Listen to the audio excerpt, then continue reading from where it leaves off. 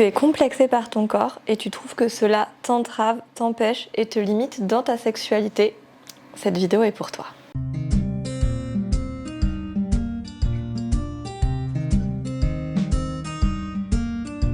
Donc je m'appelle Fanette, je suis sexothérapeute mais également kinésithérapeute et enseignante de yoga.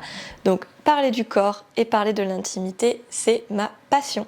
Et donc on va aujourd'hui parler de la situation dans laquelle nombreuses de mes clientes se retrouvent, qui est de se sentir complexée par son corps, ne pas aimer son corps. Trouver que on est trop grosse, on est trop maigre, on est un petit peu trop comme ci, un petit peu pas assez comme ça, et puis mon corps il est moche, et puis il faudrait qu'il soit différent, et quand il sera différent, et je me sentirai plus désirable, et j'aurai plus de plaisir, et je pourrai plus me lâcher. Et du coup elle se retrouve en fait dans des situations de se fermer aux caresses, aux interactions, éviter l'intimité parce que ça les met mal à l'aise, parce qu'elles n'ont pas confiance en elles et en leur capacité à du coup vivre une interaction chouette et détendue. Elles anticipent qu'il va y avoir de la pression, qu'il va y avoir de la tension, qu'il va y avoir des pensées de jugement sur elles-mêmes. Donc évidemment, ça ne donne pas envie d'aller vers une interaction sexuelle. Elles anticipent que leur partenaire va juger leur corps, ne va pas les trouver belles, ne va pas les trouver désirables, ne va pas les trouver sexy. Donc pareil, ça les ferme, ça les fait éviter l'intimité à nouveau. Il va y avoir tout plein de techniques pour se camoufler. On va faire l'amour que dans le noir, que sous la couette. On va garder les sous-vêtements. On va pas vouloir que l'autre nous voit nus, etc., etc. Donc si tu te retrouves là-dedans et que tu te dis mais oui, moi en fait le problème dans ma sexualité c'est que je suis complexée, c'est que je n'aime pas mon corps, donc en fait je vais travailler sur l'amour de mon corps, sur la confiance en moi, et comme ça je pourrais enfin me lâcher, profiter, me sentir libre et avoir une sexualité épanouie. Et ça, j'ai envie d'en parler parce qu'il y a un point là-dedans qu'on peut aller un petit peu renverser pour avoir une vision différente. En fait, quand on se dit ça, ça veut un petit peu dire qu'on visualise notre corps comme un objet.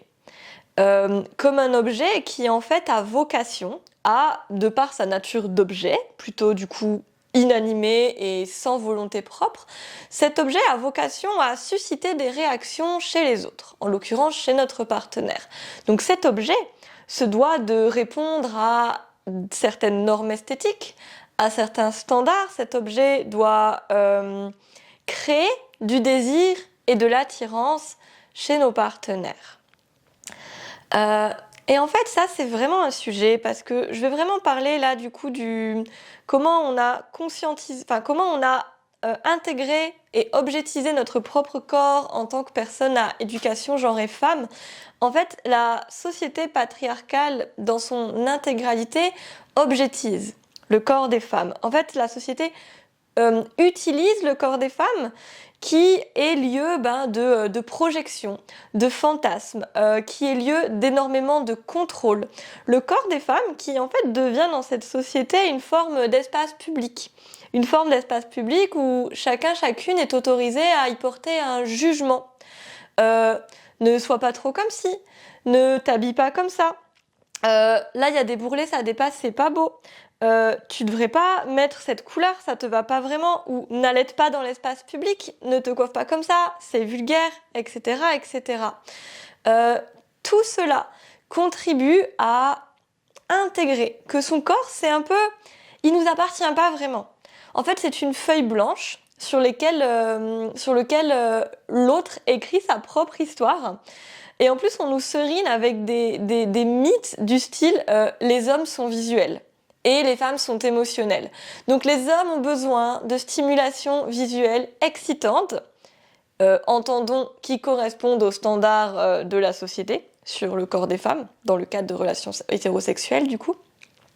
Les hommes sont visuels, donc il faut correspondre aux standards pour être désirable, pour générer du désir, pour que l'autre passe un bon moment.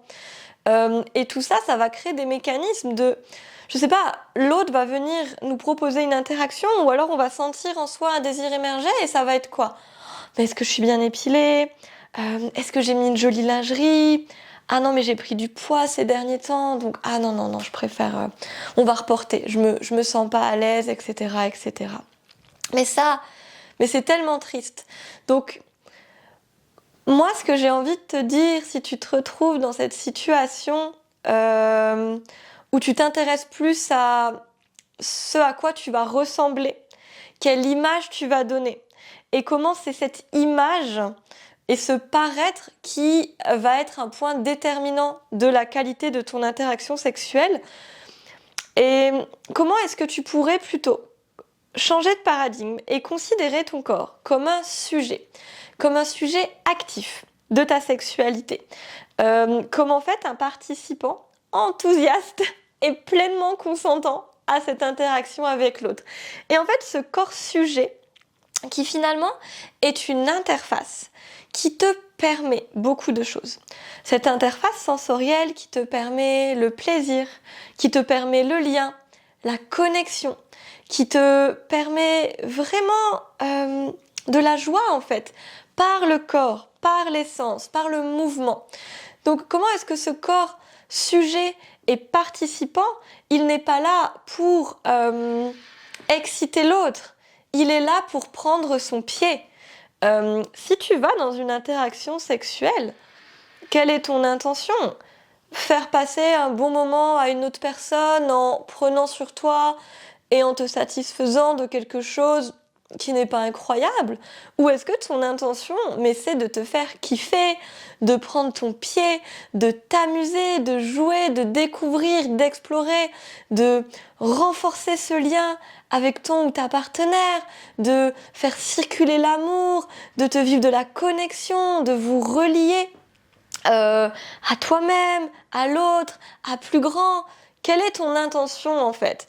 Et c'est là où vraiment il y a un point important du coup de comment je sors de cette idée de mon corps est un objet inanimé qui va générer des réactions positives ou négatives chez les autres, et donc je dois entre guillemets être parfaite ou atteindre certaines choses pour entre guillemets être en droit de vivre de la sexualité, ou pour être en droit de recevoir de l'amour, du respect, de l'estime, des compliments, etc. Et comment je change tout ça et je reviens comme souveraine en moi-même et je me réapproprie ce corps en tant que... Mais en fait, mon corps, c'est mon interface pour me permettre d'expérimenter le monde. Et je veux être une actrice active dans ma sexualité, dans mon intimité. Je suis là pour moi, je suis là pour mon plaisir, je suis là pour ma sensation de connexion.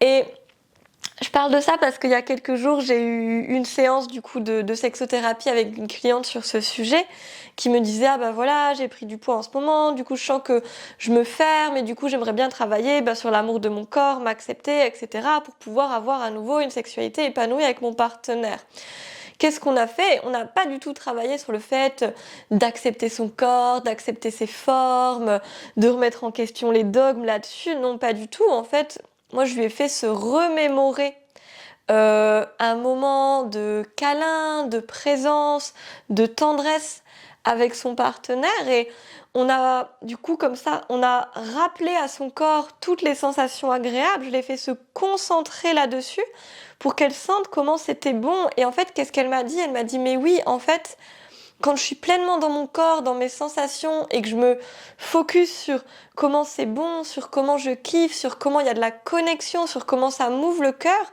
en fait, la petite voix dans ma tête qui me dit tu as pris du poids, tu n'es pas belle, tu es trop grosse, il faut te cacher, etc., etc. L'autre va te juger, te rejeter, ne plus t'aimer s'il te voit toute nue. Bref, tout ça. En fait, cette voix, elle s'éteint. Cette voix, elle n'a plus lieu d'être parce que je suis redevenue dans je suis sujette, je suis là, ici et maintenant, et en fait, c'est bon pour moi d'être ici et maintenant.